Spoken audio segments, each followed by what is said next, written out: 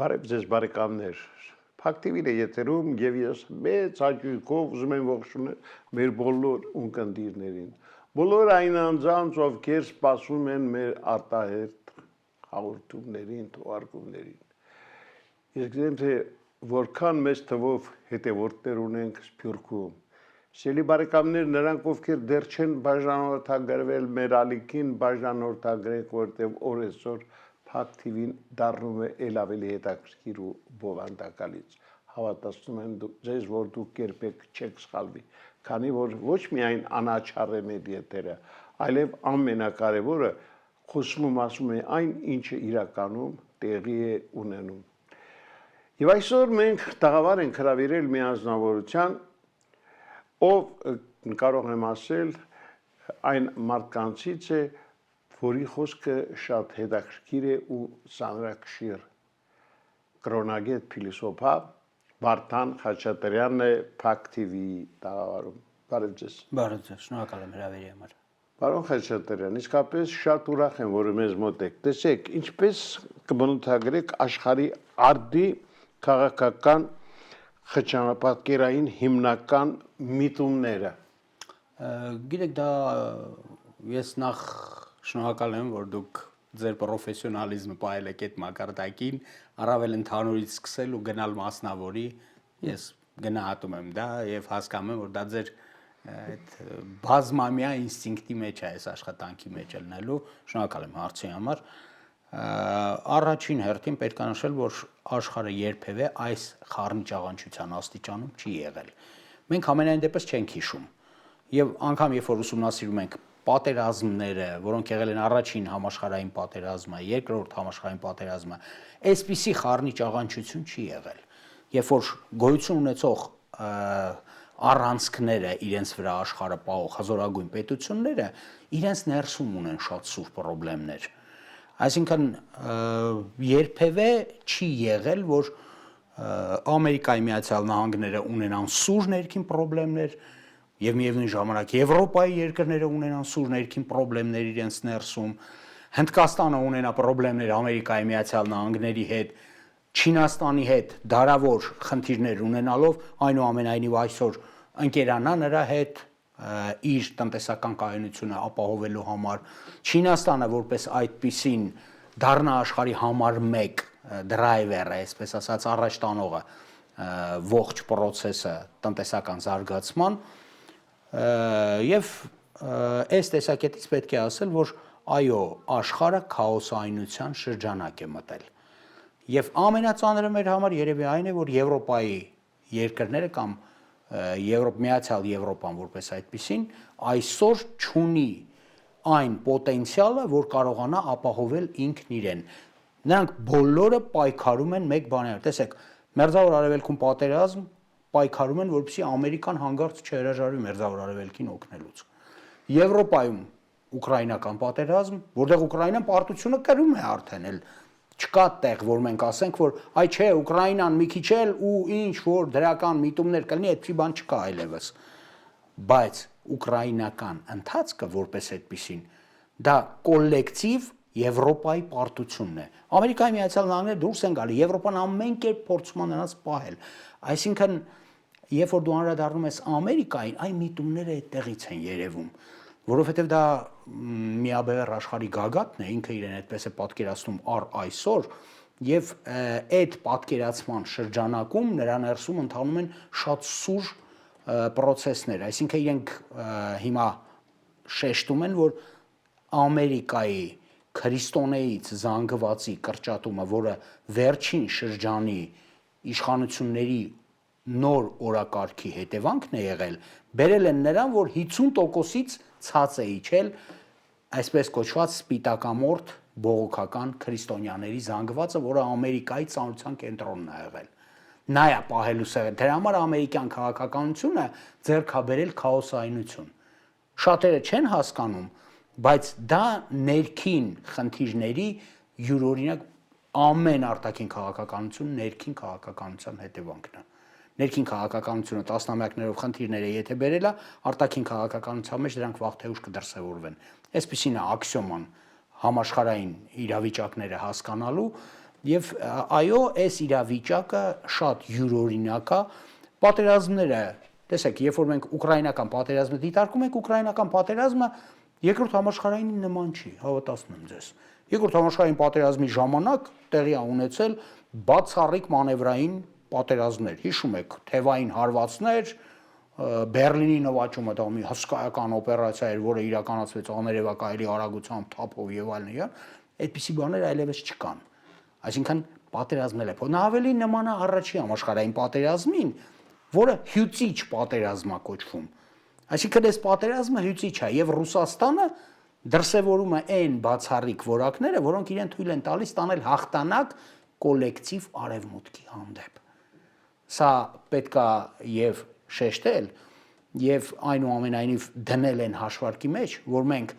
Հայաստանով պետք է հաշվի առնենք այս խճապատկերը։ Իմաստը չկա պատկերացնել, որ երբեմն ինչ որ ժամանակ լավ ա եղել ինչ որ մեկը եւ մենք պետք է ռեալ պոլիտիկով այս պահին ինչ է իրավիճակը։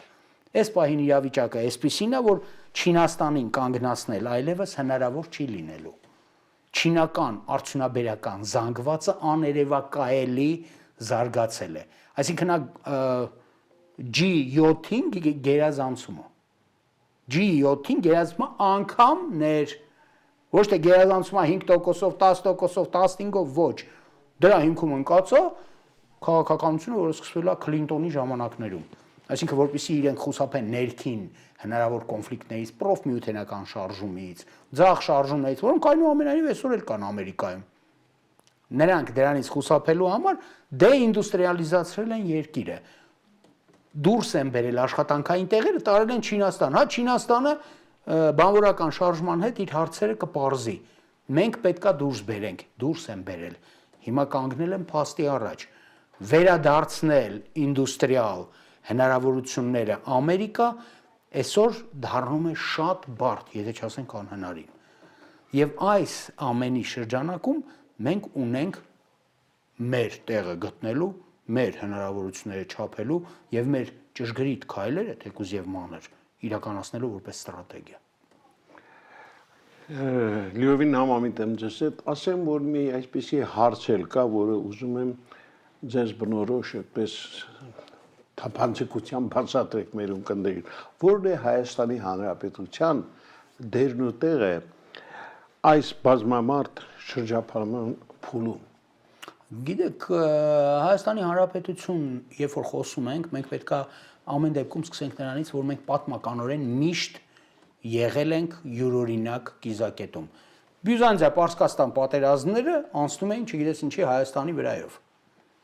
որովհետև դա ամենախիտ մարդկանցով բնակեցված եւ ծանրության մեծ կենտրոն ունեցող երկիրն էր։ Այսինքն ապրում էին հայեր, խիտ բնակեցված էր այդ տարածքը։ Երբ որ հայերը դարձան քրիստոնյա, քրիստոնեությունը դարձավ համաշխարհային կրոն,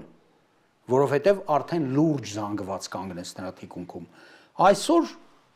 հակառակի նման մեծ թուրան ծրագիրը, որը սկսվում է ոչ թե Թուրքիայից, այլ սկսվում է Մերձբալթյան երկրներով, գալիս է, անցնում է Լեհաստանով, Ռումինիայի վրայով նոր մտնում է Թուրքիա, այսինքն դա մի յուրօրինակ հրե օղակի ծրագիր է, որով պետք է փակվեր Ռուսաստանը։ Պետք է փակվեր Ռուսաստանը արևմուտքից, որովհետև այնտեղ տեղի ունեցել մեծ անցում, Ֆինլանդիան եւ Շվեդիան դարձել են ՆԱՏՕ-ի անդամներ, այդպիսի բան չի եղել, նրանք նեյտրալ երկրներ են եղել։ Հիմա դարձել են ՆԱՏՕ-ի անդամներ եւ Ռուսաստանի վրա մեծ ճնշում են գործադրում։ Բալթյան ծովը փորձում են փակել, Բալտիկ ծովը փորձում են փակել։ Վաղ թե ուշ դա կհանգեցնի էլի շատ ծանր հետևանքների, բայց ամբողջ հարցն նրանում է, որ Թուրան ծրագրի գոյատևման անգամ խնդիրը կախված է Հայաստանից, Հայաստանի Հանրապետությունից, որովհետև Թուրանը հնարավոր է ստեղծել միայն Թուրքիայի մեջ ռեսուրսներ ներդնելով, որը Ադրբեջանի վրայով որպես կամուրջ կանցնի եւ ինչպես իրենք են հայտարարում ուժի տրանսլյացիա կիրականացնի միջինասիական հանրապետություններում, արմատապես փոխելով աշխարհի խճապատկերը։ Աշխարհի խճապատկերը կփոխվի։ Այսինքն թուրանական բանակ կոչվածը, թուրանական զանգվածի ռազմական պոտենցիալը կդառնա Պակիստանի պոտենցիալը եւ կկախվի Հնդկաստանի գլխին։ Հնդկաստանը ծունկ պետք է իջնի։ այս տեսակետից։ Իրանի հյուսիսը եթե փակեցին, այդ նշանակում է որ հարավից Պակիստան, որի հետ էլի հակասություններ ունի Իրանը, ինչքան էլ հայտարարությունները դրական են, միևնույնն է Բելուջիստանի շրջանից նա ի վիճակի է միշտ մտնել, որովհետև այնտեղ գոյություն ունի անընդհատ ծխացող կոնֆլիկտ։ Սրանից բացի Իսրայելը պատկերացնում է, որ Իրանին ինքը պետք է հարվածի վաղ թե ուշ, որովհետև Իրանը որպես այդպեսին միակ երկիրն է, որը կարողացավ լինել, միջազգային տերմինով ասեմ, ռեզիստանտ, այսինքն դիմադրունակ։ Եվ դիմադրեց պատերազմի ժամանակ ծանր հարվածներ հասցնելով Իսրայելին։ Հայաստանը այս բազմաբարդ իրավիճակում պետք է կարողանա ճշգրիտ, ես դրա համար եմ հատուկ ասում, որ փոքր քայլեր անել, որպեսզի հանկարծ չսխալվես, որովհետև եթե սխալվեցիր, այդ սխալը կարող է օրհասական լինի երկրի համար։ Երկրի ծավալները այլևս այն չեն, ինչ որ եղել է պատմականը, որ մենք բերում ենք, բայց միևնույնն է, նրա կայունության աստիճանը արտակարգ բարձր է։ Արտակարգ բարձր է ոչ թե նրանից, որ իշխանությունները լավն են կամ վատն են, եղել են հեռատես կամ հեռատես չեն եղել, ոչ։ Դա պայմանավորված է միայն մի բանով։ Երկրի 86%-ից ավելին հայ քրիստոնյաներն են։ Այսինքն այդ ծանրության կենտրոնը հնարավոր չի տատանել։ Ինչից ելնելով դա համաշխարհային քաղաքականության մեջ առանցքային դեր խաղացող միավոր է որպես երկիր։ Եվ մենք պետք է լավ պատկերացնենք, որ այս հազարամյակներով եկած հասած հարյուրավոր սերունդների երազանքը հանդիսացող հայոց անկախ պետությունը չի կարելի դնել այդպիսի տատանումների մեջ, որ վերջը պատկերացնենք, թե իսկ որ մենք գնացինք հասանք Անդունդի եզրին, չգիտես ինչի, ինչ որ մեկը պետքա գա այդ Անդունդի եզրից կամուրջ գցի, որ մենք հանկարծ ոտներս դատարկության մեջ չդնենք, այդպիսի բան չկա աշխարհում։ Եթե դու այդ իմաստնության աստիճանը չես ունեցել, իմաստնությունից զուրկ մարդիկ, որպես այդպիսին, սատանայի բաժինն են աշխարհում, որտեղ ի վիճակի չեն հասկանալ ու տեսնել Աստծո լույսը, ինչպես ասում են։ Պարոն Խաչատրյան, իսկ եկեղեցի իշխանություններ հակամարտության ներկա փուլում ինչպիսի զարգացումներ, վտանգներ եք տեսնում։ Գիտեք, նախ ես կցանկանայի, որ մեծ դիսպուտ լիներ նաև երկրի գլխավոր ակտորների մասնակցությամբ, երկրի վարչապետի մասնակցությամբ, պաշտպանության նախարարի մասնակցությամբ, որ մի հատ պարզ պատկերացնենք, թե վերջին հաշվով ինչ նպատակ է հետապնդվում նրանով, ինչը որ այսօր մենք տեսնում ենք։ Այսինքն, որ եկեղեցուն պետք է փոխվի կաթողիկոսը, պետք է զտվի եկեղեցին եւ այլն եւ այլն։ Լավ, ես որպես շատ երկար տարիներ, մոտ 40 տարի նվիրած մարդ այդ հարցերին, թե ընդհանրապես եկեղեցին ինչ է, պետության հետ հարաբերությունները ինչ բան են, պետք է ասեմ, որ դրանք տարբեր համակարգեր են։ Եղբայր, տարբեր համակարգեր են։ Մեկը համաշխարհային կառույց է հայոց առաքելական եկեղեցին։ Մյուսը դա տեղական իշխանությունն է։ Իշխանությունները որպես այդպեսին հարահոսուն են։ Կլինեն նրանք միապետական, կլինեն նրանք հանրապետական, ոչ մի նշանակություն չունի։ Նրանք որոշ ժամանակ հետո ցած են իջնելու թատերաբեմից։ Ակտոր չեն լինելու։ Մենք քանի իշխանություն ենք փոխել արդեն, հա, 4-րդն է, որպես այդպեսին։ Եկեղեցին 1700 տարվա եկեղեցի է։ Նույն չափորոշիչներով մոտենալ այդ եկեղեցուն չի կարելի։ Այդ 1700 տարվա մեջ ինչ ասեք եղել է այդ եկեղեցում։ Բայց առանցքը պահպանվել է որպես հայկական ինքնության արժեքների անթեղման 1700-ամյա առանցք, որը որևէ կերպ հարվածի տակ դնել չի կարելի, որտեղ մենք կկորցնենք այդ ծանրության կենտրոնը։ Այսինքն այն 86% մարդիկ, որոնք շատ դեպքերում կարող շրջանային հավատացյալներ են։ Եթե գնաց դու հարցնես, իսկ դուք պաս պահում եք, քանի անգամ եք աղոթում, կարող ասի ոչ մի անգամ չեմ աղոթում, պասել ընդհանրապես կյանքումս չեմ պահել։ Բայց մեկը նրան ներսում նստած է, որ ինքը հայ քրիստոնյա է։ Ու եթե դու տատանեցիր այն, ինչը այսօր անում են, մենք այս պետք է այդ առումով եւս մի անգամ զգուշացնեմ, էլի, որտեղ հնարավորություն եղել է, որ ես էլի զգուշացնեմ, մենք գնում ենք դեպի համակարգային ճգնաժամ։ Եթե այսպես շարունակվեց,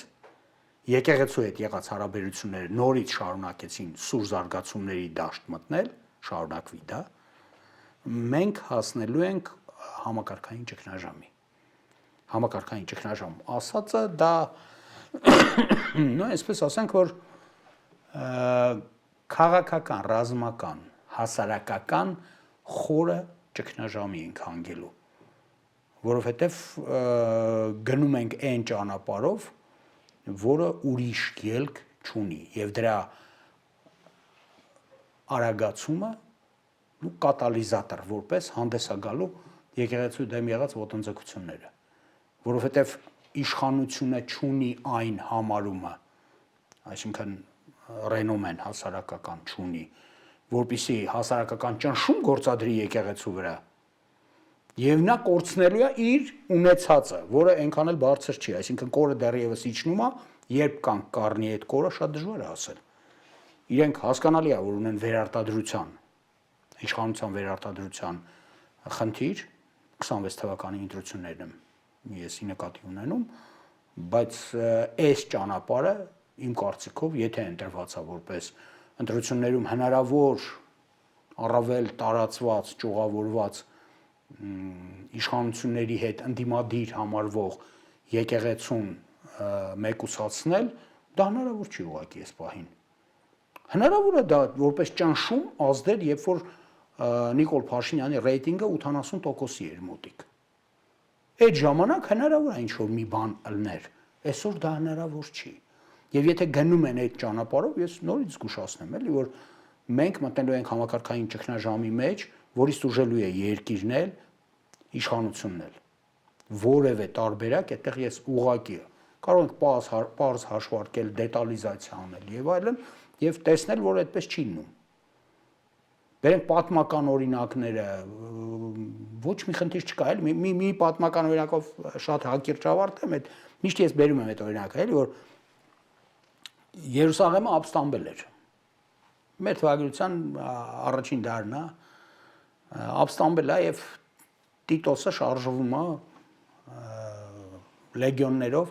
Երուսաղեմի վրա։ Նո եկել է մտել է ջարդել է, հասկանալի է, հրեական ոչինչ չի կարա դիմադրի լեգիոններին հռոմեական։ Պեպիելում նիզակնով եւ այլն, եկել են, ոչ չասնում են, եկել հասել են Երուսաղեմին, մեկ էլ ասում է դրեք ցանկապատ երկրորդ, որ փախչող չլինի այդ քաղաքից, որովհետեւ քաղաքից պետքա վրեժխնդիր լինել։ Մեկ էլ իզարմանս իրա տեսնում որ քաղաքի պարիսպներից պարաններ են կախած, մարդիկ իջնում են, մրջունի պես փախչում են քաղաքից։ Ասում է բռնեք բերեք այդ մարդկանց։ Հանգարց չթողեք որ գնան։ Բեր հարցնում ասում ինչ ա եղել։ Ասում է հնարավոր չի Երուսաղեմում ապրելը։ Բա ի՞նչ է դուք Երուսաղեմից եք։ Հա, բան չի հնարավոր չի։ Որովհետև մեր մոտ եղած կուսակցությունները, որովհետև մեր մոտ եղած կրոնական ուղղությունները նույն հուդայիզմի շրջանակում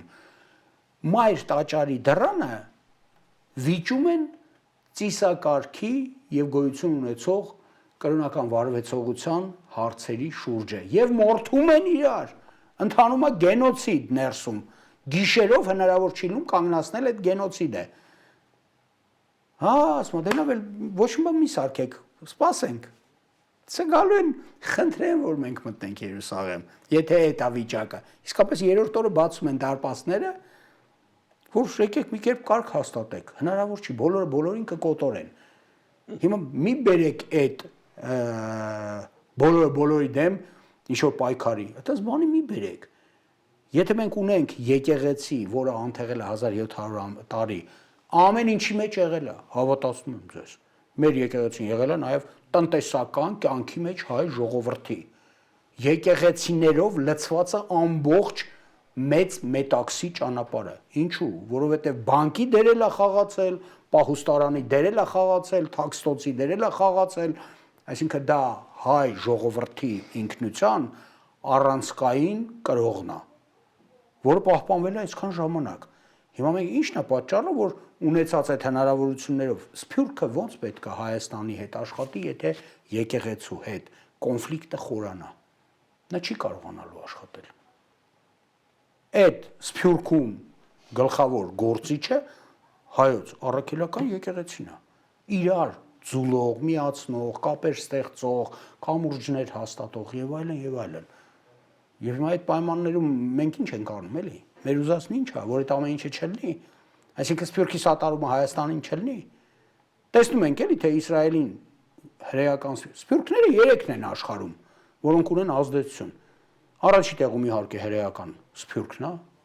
դեռ որևէ մեկը չի կարող վիճարկել։ Երկրորդ տեղում հայերն են։ Երրորդ տեղում ամենամեծ սփյուռքն է։ Դա լիբանանյան սփյուռքն է, 40 միլիոն են ամբողջ աշխարհում եք սփռված։ Պրեզիդենտներ են ունեցել հարավամերիկյան երկրներում էսեն, բայց երբ որ ժամանակն եկավ, նրանք գնացին Ռեյգանին հարցրեցին, թե հիմա ընտրություններ են էլի Բեյրութում, ում ընտրենք, որ լավ լինի ձեր հետ։ Ասաց գնացեք ձեր հայերին հարցրեք, ուղիղ, գնացեք հայերին հարցրեք, որ իրար երեսի նայեցին, հա, ասաց, նրանք խորը գիտեն, նրանք են հասկանում այդ եղածից, գնացեք հարցրեք, ում ասեն, նրանք էլ նրան էլ ընտրեք։ Հա, եւ հիմա մենք ինչի ենք թույլաtsնում մեր պոտենցիալը։ Հիմա մի բանա, երբ որ Հայաստանի Հանրապետությունը որպես սուբյեկտ վերկենում խոսում, ուրիշ բանա, երբ որ հայությունն է խոսում։ Եթե հայությունը իր տեղից պոկվեց, բոլորը գիտեն, որ նա մեծ ֆինանսատնտեսական հնարավորություններ ունի, որ դեռևս դրսևորված չեն որպես քաղաքականություն։ Բոլորը գիտեն, որ նա ամենուր կա, եւ վերջապես չմոռանանք, էլի որ ժողովուրդ ենք, որը ազգ ենք, որը գիտության անգամ պատմական աստիճանները բոլոր աստիճանների վրա լցրել է իր նյութը, իր ստեղծած գիտությունը։ Այդ պատահական չէ էլ այն խոսքը, որ սովորական կոշիկից մինչև ամմահաստղերը, այդ ամբողջ սանդղակը լցված է հայերի արած գիտական հայտնագործություններով, գիտական ընթացքով եւ վերջին հաշվով նյութական արժեքներով, ինչի մասն է խոսքը։ Այս օրերին Հայաստանում գտնվող Եվրոմիության ներկայացուցիչները խստորեն դատապարտեցին փաստորեն մեր իշխանություններին, ասելով, որ չի կարելի մարդուն կարծիք հայտնելու համար բանտարկել։ Սա ինչ դեմոկրատիա է։ Այդ մասին ինչ կարող եք ասել։ Չէ, այդ մասին կարող եմ ասել, որ այն ինչը որ մենք ասեցինք, վերջին հաշվով ներկայացվելու է նաև ներկայիս իշխանություններին, ասել են, որ ինչից ելնելով եք դուք հասարակությունը բերել եք ճգնաժամի, համակարգային ճգնաժամի, բոլոր աստիճանների վրա ճգնաժամ եք ապահովել։ Եվ այդ դեպքում դուք որպես պարտնյոր վիճարկելի եք։ Իսկ ինչի պարտնյոր ունենանք այդպիսի քաոսային իրավիճակ եւ ճգնաժամ ստեղծած իշխանությունը։ Դա մեր համաշխարհային ռենոմեն է լակցում եւ չմոռանանք էլի, որ քրիստոնեից եկեղեցիների համաշխարհային կառույցը եւս դատապարտեց Հայաստանում հոգեվորականների դեմ եղած բռնությունները եւ ապօրինությունները։ Այդ ամենը օդում չի մնում։ Այդ հենց այդպես չի գնում եւ գոլորշի անում։ Այդ ամենը վերջին հաշվով դրվում է սեղանին, դրվում է քո առաջ որպես իշխանություն։ Պարոն Խաչատրյան, դե գաղտնիք չէ, որ մեր իշխանությունների վերնշաններում քաղաքական կոռուպցիան ակնհայտ է։ Սա ինչի հետևանք է։ Գիտեք, երբ որ ձեր հասարակական համարումի կորը անընդհատ իջնում է, չի կարող կոռուպցիա։ Հիմա էլեմենտար բան վերցնենք, էլի, եթե իշխանությանը մնացել է այն լծակները ազդեցության, որոնք կոչվում են ինստիտուտներ, դատարան, դատախազություն, ոստիկանություն, ԱԱՑ զորքեր եւ այլն, դրա հետևանքը լինում է այն, որ կոռուպցիան մուտք է գործում բոլոր այդ աստիճանները։ Նա չի կարող մուտք չգործել, որովհետեւ եթե խոսենք սահմանադրությունից, սահմանադրությամբ դրանք պետք է բաժանված լինեն իրարից։ Օրենսդիր իշխանությունը պետք է բաժանված լինի գործադիր իշխանությունից, դատական իշխանությունը մյուսներից, իսկ 4-րդ պայմանական խոսքով ասած իշխանությունը լրատվությունը չի կարող հալածվել, որևէ լրագրողի դեմ հալածանք չպետք է լինի կարծիքը հայտնելու համար։ Բայց մեզանում, ասենք, ամեն ինչի համար հնարավոր է եւ հալածանք։ Ինչից ելնելով դուք չեք կարող կոռուպցիա չունենալ, որովհետեւ մարդիկ, ովքեր խախտում են օրենքը ի օգուտ ղեկավարի, նրա ցուցմամբ եւ պարտադրանքով, այդտեղ էլ պետք է իրանցը ունենան, չէ՞։ Շատ պարզ մեխանիզմ է ինքը, եւ հոգեբանական, եւ նյութական։ Ու այս տեսակետից, եթե դու գնացիր այն բանին, որ դու դատախազին ասում ես, որ կալանավորի, հետո էլ պահի, դա հանգեցնելու է բոլոր երկրներում դրան է հանգեցրել։ Ուրիշ բան չի լինում, էլի մարդը այնուամենայնիվ մարդ է, էլի նա մսից, արյունից եւ միևնույն որակներով մի հատ սոցիալական արարած է։ Սոցիալական, հա, ինքը հասարակության մեջ է ապրում եւ անգիր գիտի, որ վերևից ներքև ինչպեսին պետքա լինի։ Դրա համար ինչ էր ասում էլի մեր մեծն Նիկողայոս Ադամսը բարոյապարկեշտ ղեկավարներն են, որ դուրս կբերեն երկիրը ճգնաժամից, որոնք երբեք չեն գնա այդ քայլերին, բարոյապարկեշտ ղեկավարները։ Իսկ երբ Հայաստանի Հանրապետությունը կարող է ունենալ նման ղեկավարներ։ Կամայական պահի, ինչի մասն է խոսքը։ Ինչ կարող է պատահել, հիմա գիտեք ինչ կա, մենք ամեն անգամ էլի ես որ ամեն անգամ որ պատկերացնում ենք, որ հա դպրոցը քանդվել է, բուհի որակները ավելի լավը ցանկալու տեղիք են տալիս։ Ես միշտ զարմանում եմ այդ մարդկանց վրա, էլի, որովհետև այդ երեխեքը, որոնք գալիս են բուհ, որոնց հետ ես աշխատում եմ, էլի, հա, այդ երեխեքի մեջ բնական օժտվածության աստիճանի այնպիսի բյուրեղներ կան, որոնք դժվար ասել որտեղից են։ Հա, դպրոցն էլ կարող է այն չի, մանկապարտեզից սկսած կարող է խնդիրներ կան, բայց այն ինչ վերաբերում է գենետիկ որակներին ժողովրդի, որը ի վիճակի ոնց կարող է պատահել, ասենք հայերի մեջ, կարող է պատահել հայերի մեջ խելացի մարդ չգտնենք։ Կարող է պատահել հայերի մեջ տաղանդավոր մարդ չգտնենք։ Կարող է պատահել հայերի մեջ հանճարեղ մարդ չգտնենք, դա բացառվում է։ Որովհետև դե տեսել ենք, էլի, Նոբելամրցանակի հետ կապված պատմություններում էլ պարզվեց, որ հայերին Նոբելամրցանակը չեն տվել, որովհետև Ալֆրեդ Նոբելը բացառել է հայերին, որովհետև հայերը իր համար խնդիրներ են առաջացրել Բաքվի նավթահանքերում, երբ որ աշխատել են։ Հա, եղել է։ Բայց դու գնացել մարդկանց ձեռից վերցրել եք սեփականությունը, ուզում եք ինչ ելներ,